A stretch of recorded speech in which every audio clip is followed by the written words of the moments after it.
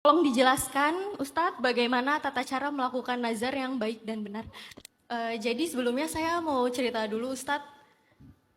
Jadi mungkin ini agak beda dari tema kali ini. Cuman ini saya mau cerita dulu. Jadi kami baru menikah 3 tahun yang lalu. Di mata saya, suami saya itu paket lengkap banget, Ustadz. Dia bertanggung jawab, dia bekerja keras, dia juga tampan, pinter, asik.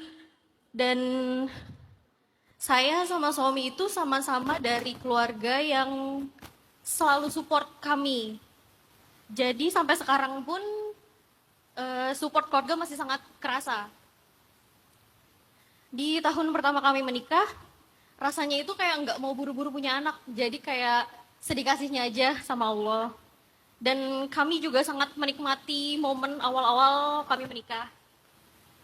Lalu di bulan ke-10 ini, di bulan 10 awal menikah, itu kami juga sudah mulai melakukan pengecekan kesuburan suami istri. Dan alhamdulillah akhirnya nggak ada masalah yang parah dan bisa diobati. Dan kami juga mulai promil alami sesuai anjuran dokter. Dan dilanjutkan juga pengobatan alternatif kayak minum jamu, totok syaraf, dan juga obat-obat yang dari dokter itu. Saya lumayan banyak minum obat waktu itu. Tahun kedua juga rasanya udah mulai cemas, khawatir, kenapa saya juga belum hamil juga. Sampai akhirnya di tahun 2023, sekitar bulan Mei, kami memutuskan untuk melakukan program hamil inseminasi. Dan hasilnya pun nggak sesuai sama harapan kami. Dan rasanya tuh sedih, nggak karuan banget, Ustadz. Kita udah capek bolak-balik ke rumah sakit, kita antri totok syaraf itu tuh ramai banget, antri banget bener-bener dari pagi, dari sampai sore. Dan gak lama, sekitar di akhir tahun 2023, sekitar bulan November atau Desember, itu saya sempat dapat mimpi kalau saya tuh lagi di depan Ka'bah, saya lagi cium Ka'bah, saya ngerengek, nangis, minta tolong segera dikasih keturunan yang soleha, yang soleh dan soleha. Dan gak lama juga suami saya mimpi hal tersebut juga, tapi dia lebih ke keliling Ka'bah katanya. Dan setelah kami sharing berdua soal mimpi yang kita dapatkan ini, terbesit di pikiran kami untuk melaksanakan ibadah umroh. Lalu di tahun 2024 kemarin, kami itu benar-benar belajar mencoba untuk menenangkan diri kami masing-masing dan memutuskan untuk istirahat total dari promil. Jadi kami hanya promil alami aja. Mungkin memang banyak yang lebih lama dari saya, cuman ini yang memang saya rasakan, kami berdua rasakan, rasanya sedih gak karuan. Tahun 2024 kemarin saya banyak belajar kalau saya harus lebih banyak bersyukur dan harus lebih ikhlas. Jujur sampai sekarang kami berdua masih sangat menantikan kehadiran buah hati di keluarga kecil kami, Ustadz. Di awal tahun 2025 ini seperti biasa kami selalu planning untuk 1 tahun ke depan, mau kayak gimana, mau promil lagi atau mau tadi yang terbesit untuk melaksanakan umroh. Jadi saya mau nanya, menurut Ustadz, dan saya masih butuh pencerahan untuk kedua hal ini, lebih baik lanjut promil lagi atau pergi umroh, karena dipikir-pikir biayanya juga sama.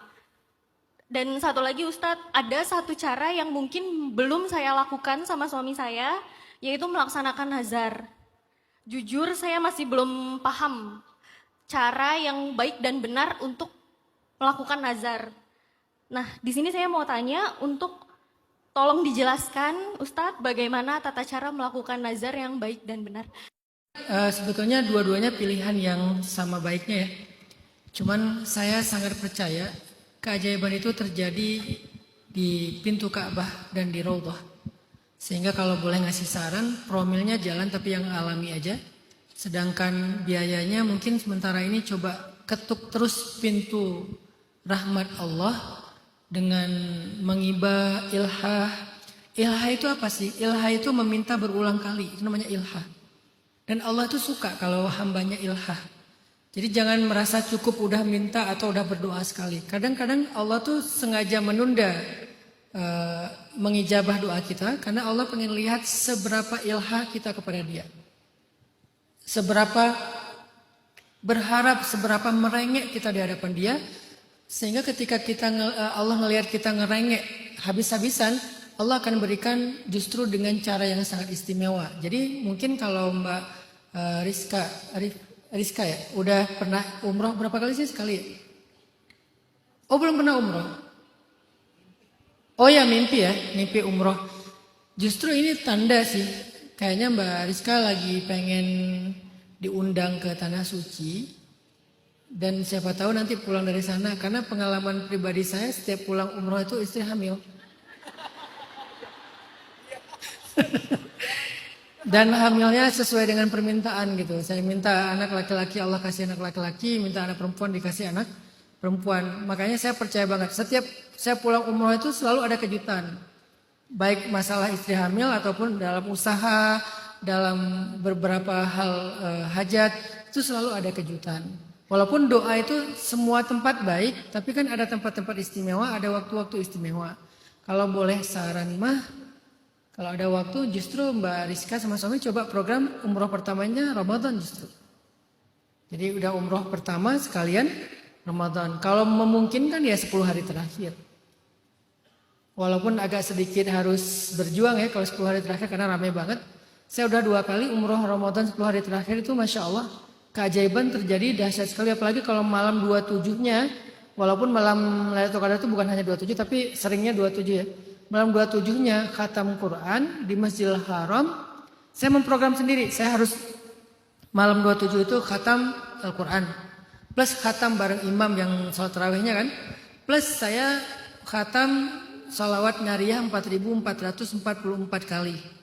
Allahumma sholli sholatan kamilatan wa sallim salaman taman ala sayyidina Muhammad alladzi tanhalu bihil uqadu wa tanfarju bihil uqrabu wa tuqda bihil hawaiju wa tunalu bihil raghaibu wa husnul khawatim wa istasqal ghamam biwajhil karim wa ala alihi wa sahbihi fi kulli lamhatin wa nafasin bi adadi kulli ma'lumil lak 4444 kali.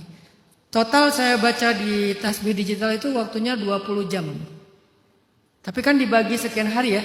Gak sekali duduk karena gak mampu kalau sekali duduk dibagi sekian hari. Yang saya targetkan pas malam 27 itu pas tinggal kayak 100 kali terakhir lah gitu. Jadi pas habis qiyam doa sama imam itu kan diwitir tuh. Habis qiyam yang pertama kan dia dibagi-bagi tuh. Qiyam pertama itu sampai jam 10 malam. Udah gitu istirahat nanti jam setengah 1 malam mulai lagi gitu. Nah itu di antara 2 jeda itu saya selesaikan sholawatnya, khatam Al-Qurannya. Nanti pas doa witir itu doa khatam sekaligus. Ya khatam Al-Quran, ya khatam salawat, ya khatam amalan apa plus sedekah gitu. Malam 27 Ramadan di Masjidil Haram. Yang sholat di Masjidil Haram itu satu kalinya lebih baik daripada 100.000 kali sholat di masjid yang lain. Apalagi kalau sholatnya pada malam Lailatul Qadar yang lebih baik daripada sholat selama 83 tahun. Kebayang gak sih kelipatannya? Maka coba Mbak Rizka kalau bisa di program Ramadan lebih baik. Kalau gak pun gak apa-apa. Tapi yang terbaiknya justru Ramadan 10 terakhir malam 27. Jangan pulang dulu, kalau bisa pulangnya nanti kalau harus lebaran di Indonesia. Ya setelah malam 29. Saya selalu pulangnya malam 29. Beres witir saya langsung ke Jeddah. Terbangnya habis subuh. Jam 7 terbang dari Jeddah. Jadi saya tetap dapat malam ganjil terakhir di Masjidil Haram. Sampai di sini biasanya suka ada perbedaan Mekah sama Indonesia itu sehari itu. Jadi sampai ke Indonesia pas satu hari sebelum lebaran. Jadi tetap dapat lebaran di Indonesia kalau harus lebaran di Indonesia. Semoga itu bisa jadi sebuah pilihan yang mendatangkan keajaiban nanti bagi Mbak Rizka dan suami. Allahu a'lam. Sedangkan cara menjalankan nazarnya ya tunggu sampai hal itu terwujud. Jadi nggak bisa didahulukan sekarang dengan menyembelih 4 ekor kambing supaya dapat anak laki-laki, nggak bisa. Dia memang harus nunggu sampai itu terwujud. Tapi kalau boleh saran ke depannya jangan nazar lagi. Mending kita sedekah aja. Kenapa? Karena nazar itu walaupun boleh sebetulnya lebih baiknya bukan nazar, lebih baik ya sedekah aja. Nazar itu kondisi yang sangat darurat, udah gitu biasanya Allah lebih suka kita sedekah sih daripada nazar ya. Walaupun nazar juga baik.